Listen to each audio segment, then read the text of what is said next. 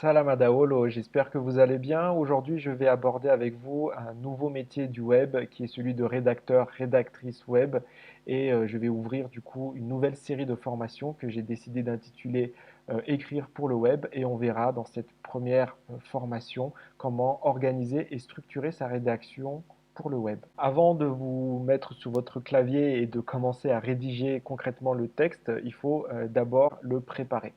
Pour cela, eh bien, il faut définir le cadre dans lequel va évoluer votre texte. Vous pouvez dans un premier temps analyser le territoire de communication de votre client. J'ai trouvé une définition sur le web de territoire de communication. Donc c'est un concept qui fait référence aux formes et aux domaines de communication considérés comme légitimes et habituels pour une marque donnée. C'est en lien du coup avec le territoire de marque. Dans un second temps, je vous invite vraiment à demander à votre client de vous fournir la charte éditoriale du site sur lequel vous allez rédiger.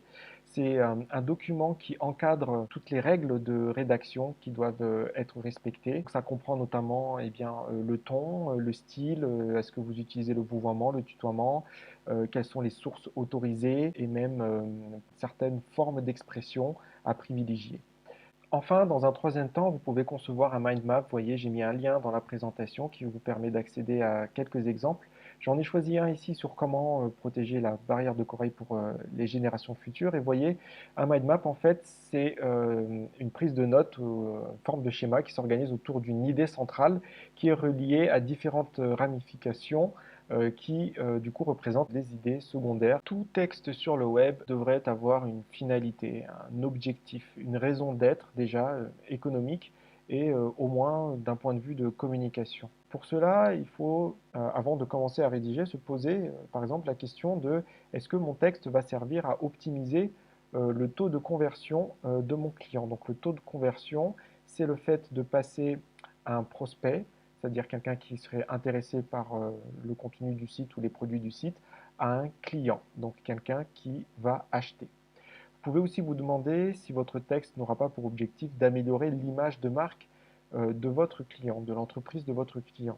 Peut-être qu'il fait face à des critiques négatives et que du coup, il vous a confié la mission de rédiger un article pour redorer un petit peu son blason. Ou alors peut-être que votre article va avoir pour objectif de provoquer plus d'engagement auprès des lecteurs, c'est-à-dire les encourager à partager par exemple plus de contenu sur leurs réseaux sociaux ou à liker votre nouvel article ou tout simplement à s'abonner à un flux de contenu. Enfin, vous pourriez aussi avoir pour objectif de soutenir ou de promouvoir un événement, un webinar par exemple, ou un événement en ligne.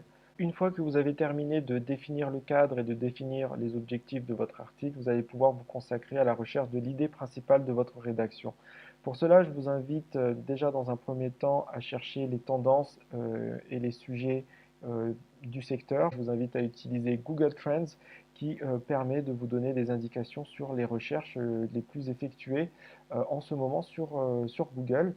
Aujourd'hui, vous voyez par exemple, Fête des mères a été recherché plus de 50 000 fois, donc ça peut être une idée, un mot-clé à placer dans votre article. Ensuite, vous pouvez vous interroger et interroger aussi des sources en interne de l'entreprise qui vous a commandé votre rédaction. Vous pouvez par exemple demander quelles sont les demandes clients les plus récurrentes en ce moment ou alors des avis de consommateurs par exemple. Vous pouvez dans un troisième temps aussi demander l'avis à l'audience du site, c'est-à-dire les gens qui consultent le contenu du site, faire un sondage par exemple ou regarder les statistiques des articles les plus consultés.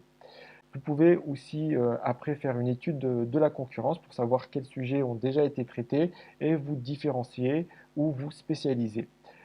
Enfin, je vous invite aussi à étudier la saisonnalité des thématiques abordées par le site.